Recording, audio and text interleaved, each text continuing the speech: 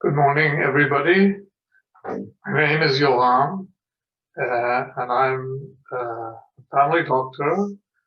I've come from Israel on a 6-month sabbatical to spend time teaching and doing research at your Department of Family Medicine. It's a real privilege to be here with you. And this morning I will tell you a little bit about how we teach palliative care at our Department of Family Medicine at the Ben-Gurion University in Beersheba in Israel.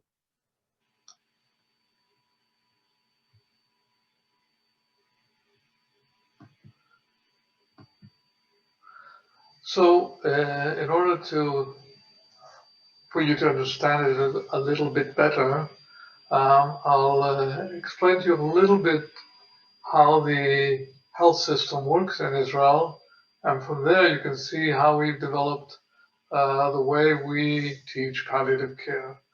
So, the Israeli healthcare system is a little bit similar to Canada in the sense that there's free healthcare for every citizen of Israel. The healthcare is defined in what we call a basket of services, which is defined by the Ministry of Health in terms of what healthcare services are available, uh, consultations, clinics, lab tests, medications, investigations.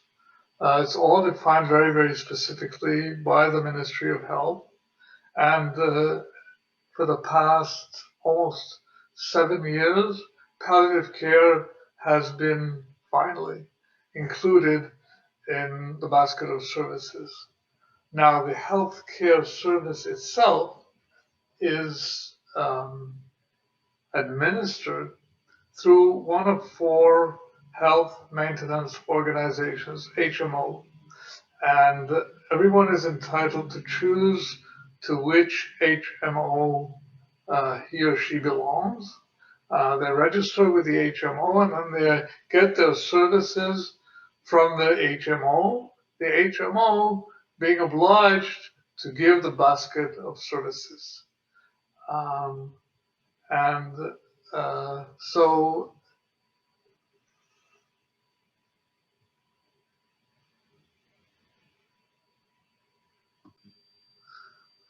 now, if the HMO cannot give a certain service, for example, um MRI imaging, then they're obliged to buy those services from one of a number of private companies which exist throughout the country.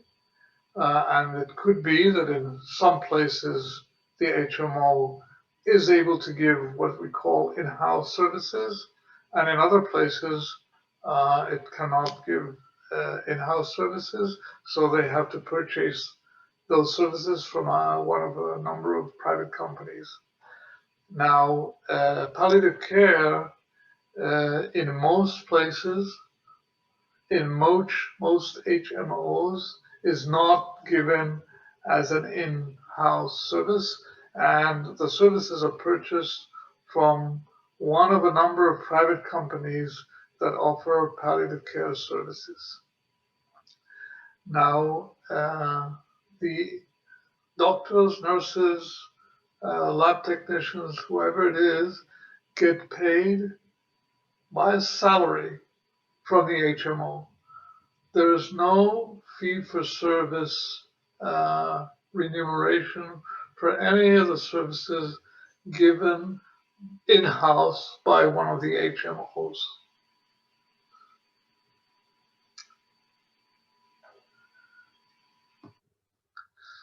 The Department of Family Medicine is affiliated to the Ben-Gurion University in Beersheba. The administrative staff of the department, secretaries, and so on, are paid by salary from the university.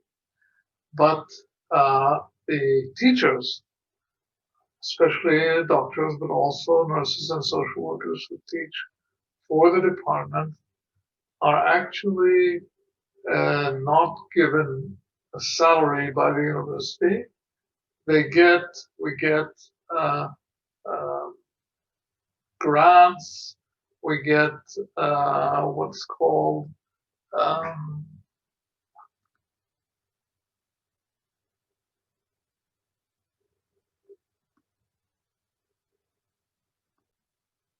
we are entitled to study grants, we are entitled uh, to other grants, but we do not get a salary. So actually, all the teachers work for one of the HMOs. That's where we get our salary, and teaching is done in addition to the clinical work.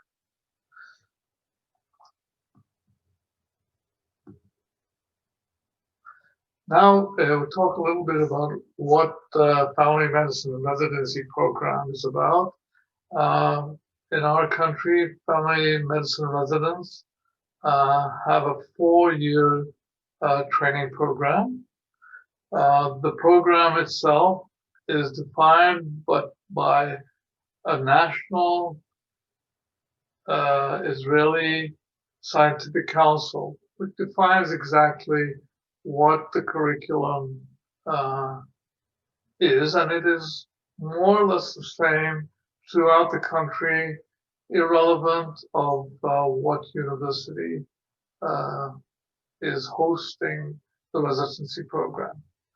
The first year and a quarter are a block of what's called Clinics Part 1, where the resident is affiliated to one of the ambulatory clinics within one of the HMOs and is tutored by a teacher, family medicine specialist who has an academic recognition as a teacher for family medicine.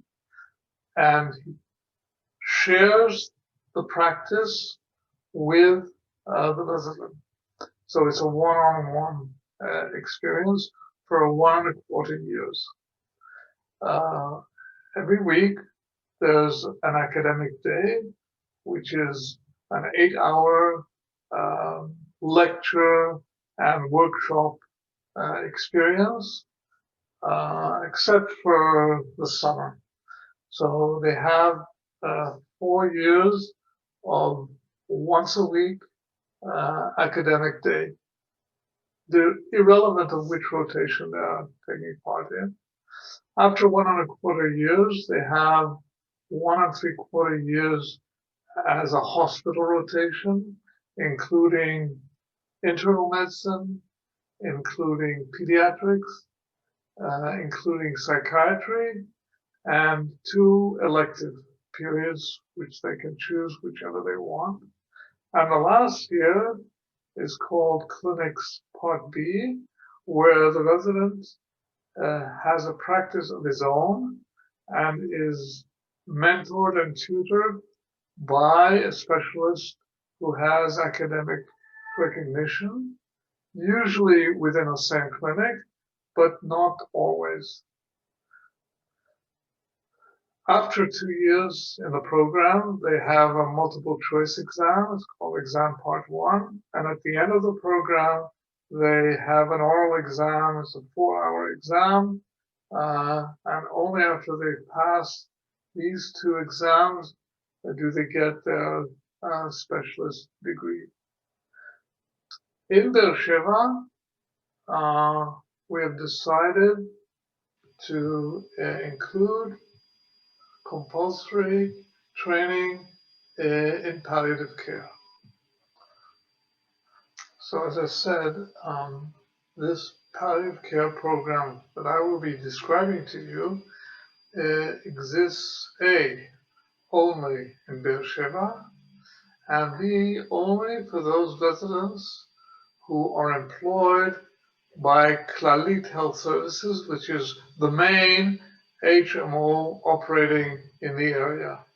So we have about 14 to 16 new residents every year, and the other HMOs in Beersheba will have another 3 or 4 residents. Those 3 or 4 residents do not have the privilege of being able to take part in this training program. So, like I said, this training program exists only.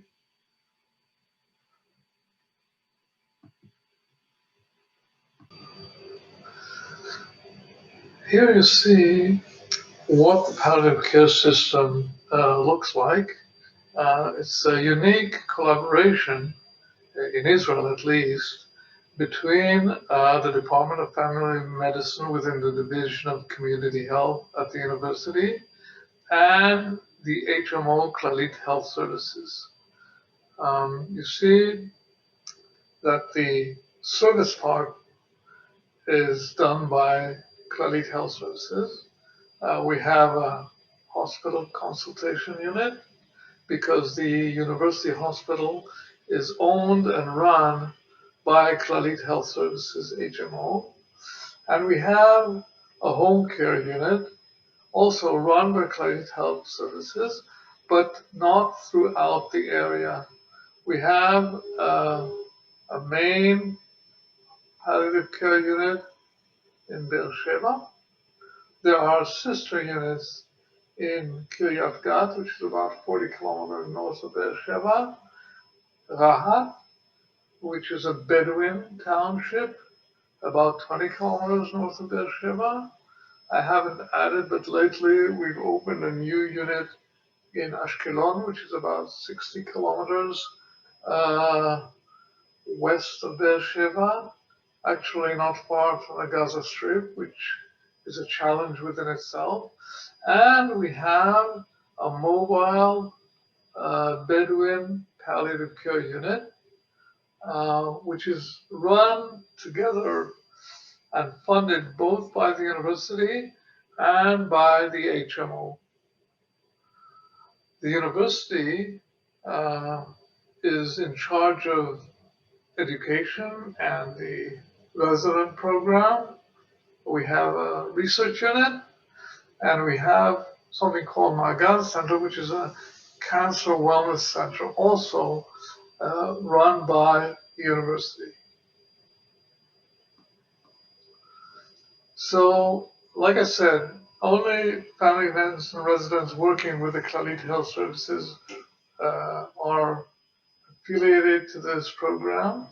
And as I said, it is this program is run for 1.25 years during what's called Clinic Part A rotation, where the resident is affiliated to a certain clinic uh, and does his rotation and his work at the clinic together with his mentor and tutor.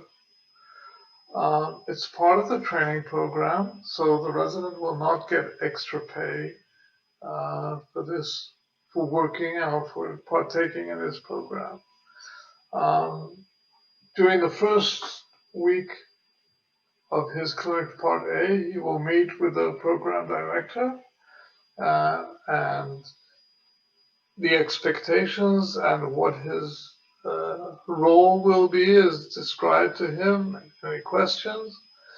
Then he will meet with the head nurse and he will do a few home visits so that he will be able to see what the nurses doing this home care service are able to do and what the connection between them and the resident will be. And he will meet with the program social worker, to look a little bit about psychosocial aspects of palliative care and for him to be able to have a mentor in terms of the residents' challenges in dealing with treating people at the end of life. After this, or what's called orientation week, the resident will be allocated one patient who is being cared for by the palliative care unit, and he will be responsible for this patient, but not solely. In addition to the usual team, nurse, doctor, and social worker who care for this patient. So it's not instead of the doctor, but it's in addition to the regular senior doctor caring for this patient. He is expected to go for at least one home visit every week to examine a patient, to find out what the concerns and problems are. After or during, depending, the home visit, he will report both to the nurse and to the treating senior physician, and they will have a discussion whether there are any concerns, whether treatment should be changed, whether there are any new treatment options. Once a week, there is a team meeting, palliative care service team meeting, and the resident will then present his patient to the team, describing what's happened during the past week, any changes in medication, and any other concerns. In addition, the service offers a 24-hour service, so 2 nights a month, the resident will be on call. The on call is at home by phone, uh, and all the patients in the unit have this particular resident's phone number, and if there are any problems or concerns, they will call him as an on-call service, and either he will give a telephone consult, but if necessary, he will go and do a home visit, either during the visit or after. He will report to the senior doctor who is also on second call, so that he has a professional uh, advice and tutor during the on-call. And honestly, this is the time when these residents learn the most. They have to face the problem themselves, come up with solution themselves, and this is the most important learning experience. Once every 6 weeks, instead of taking part in a regular palliative care team meeting, we have a special workshop for the residents with one of the senior doctors and either a social worker or one of the nurses, uh, in which we deal with concerns that the residents have about themselves in terms of dealing with loss, in terms of how it is to be a doctor, uh, actually dealing with death, uh, issues regarding communication skills, breaking bad news. What do you do if one of the children tells the doctor, don't tell dad what he has because if he knows he'll commit suicide? All of these issues which come up very often during work in palliative care are assessed and dealt with in these meetings.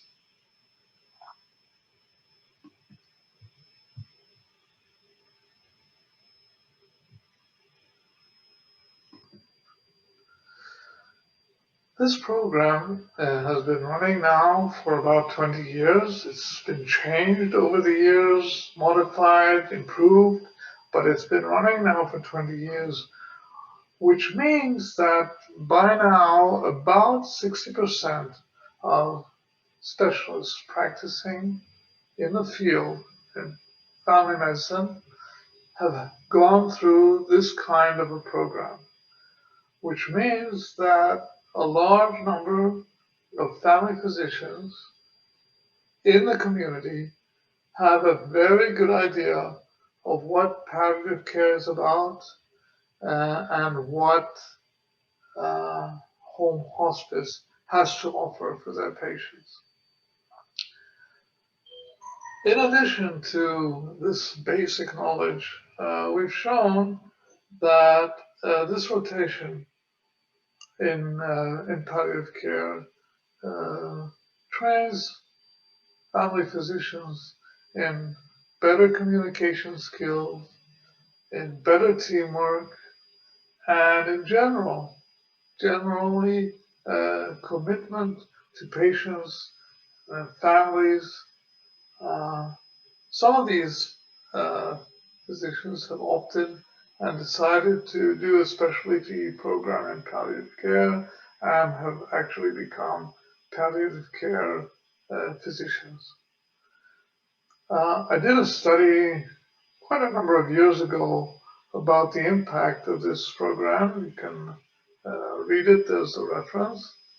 And that's more or less what I had to say this morning. I'd be more than happy to answer any questions. Thank you.